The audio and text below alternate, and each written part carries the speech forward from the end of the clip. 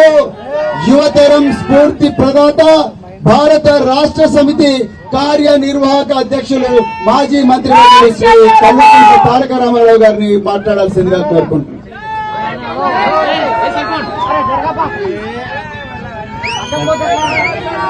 జై తెలంగాణ.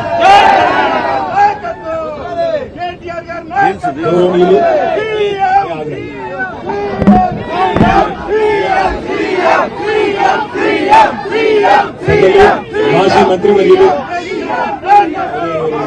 దండం పెడతారు. అసలే ఎండ కొడుతుంది, అలా ఆకలి అవుతుంది, ఎందుకు రావు.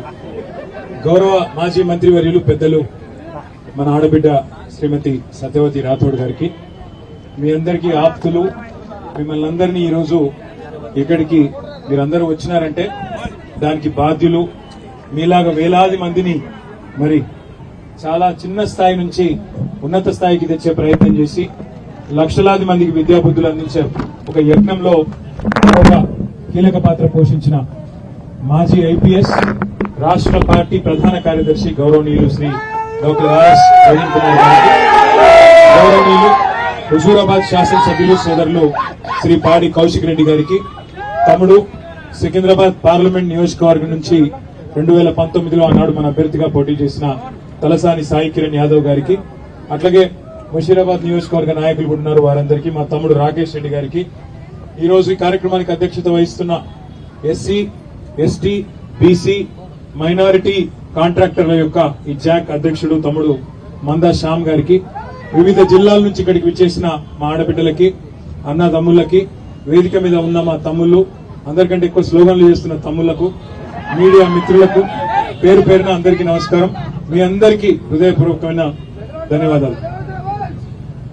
నా మాటల్లో ఒకటే, మీకు చెప్పడానికి వచ్చిందల్లా ఒకటే, కేసీఆర్ గారేమో 9.5 సంవత్సరాల పాటు మరి ప్రవీణ్ కుమార్ లాంటి అద్భుతమైన ఆఫీసర్లకు అవకాశం ఇచ్చి మీరు స్వేచ్ఛగా పనిచేయండి బ్రదర్, ఈ రాష్ట్రంలో ఒకటే స్లోగన్ మనది, సంపద సృష్టించాలి, సంపద పెంచాలి, పేదలకు పంచాలి అనే ఒక స్లోగన్ తో ఆనాడు కేసీఆర్ గారి నాయకత్వంలో అద్భుతమైన ఆఫీసర్లు అద్భుతమైన పని చేసినారు.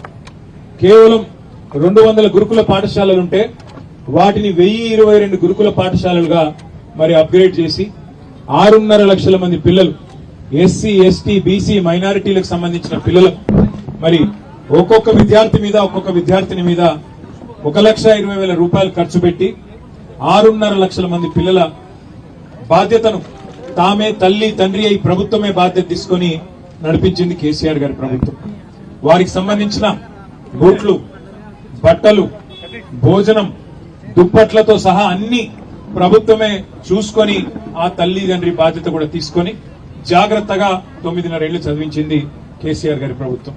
మరి ఈ ప్రభుత్వం వచ్చిన తర్వాత మాయ మాటలు చెప్పి, పచ్చి అబద్దాలు చెప్పి, డిక్లరేషన్ల పేరిట అన్ని వర్గాలను మోసం చేసి, ఎస్సీ, ఎస్టీ డిక్లరేషన్ అని చెప్పి చేవెళ్లలో మల్లికార్జున్ ఖార్గే లాంటి పెద్ద మనిషిని పిలిచి మొత్తం రాష్ట్రంలోని ఎస్సీ, ఎస్టీ సోదరులను మోసం చేసి, రాహుల్ గాంధీ స్వయంగా వచ్చి వరంగల్లో రైతు డిక్లరేషన్ అని అక్కడ మోసం చేసి, సిద్దరామయ్య గారు ముఖ్యమంత్రి కర్ణాటక, వారిని తీసుకొచ్చి కర్ణాటక ముఖ్యమంత్రిని కామారెడ్డిలో నిల్చోబెట్టి బీసీ డిక్లరేషన్ అని చెప్పి అక్కడ మోసం చేసి, ఆ తర్వాత మైనారిటీ డిక్లరేషన్ అని చెప్పి సల్మాన్ ఖుర్షీద్ గారు కేంద్ర మాజీ మంత్రి, వారిని తీసుకొచ్చి హైదరాబాద్ లో మోసం చేసి, యువజన విద్యార్థి డిక్లరేషన్ అని చెప్పి ప్రియాంక గాంధీని తెచ్చి హైదరాబాద్ లో మీటింగ్ పెట్టి వారిని మోసం చేసి, మొత్తం 420 హామీలు ఇచ్చి, 1-2 కాదు 420 హామీలు ఇచ్చి 420 హామీలు ఇచ్చి, అందులో 6 గ్యారెంటీలు అని మళ్ళీ స్పెషల్ గా చెప్పి 100 రోజుల్లో పూర్తి చేస్తామని డైలాగులు కొట్టి గద్దెనెక్కింది కాంగ్రెస్ పార్టీ. పేమెంట్ కోటాలో సీటు కొట్టిండు రేవంత్ రెడ్డి. ఆడ ఢిల్లీకి డబ్బులు పంపకపోతే సీటు గాయం. అందరికి ఆయనకెరికే, మీకెరికే, నాకెరికే, అలా మంత్రులకు కూడా ఎరికే. అది పరిస్థితి. సరే గద్దెనెక్కిండు, 100 రోజుల్లో 6 గ్యారెంటీలు అన్నాడు. ప్రతి సంవత్సరం ఒక్కొక్క పేద కుటుంబానికి 2.5 లక్షల రూపాయలు ఇస్తా అన్నాడు. 1 కోటి మంది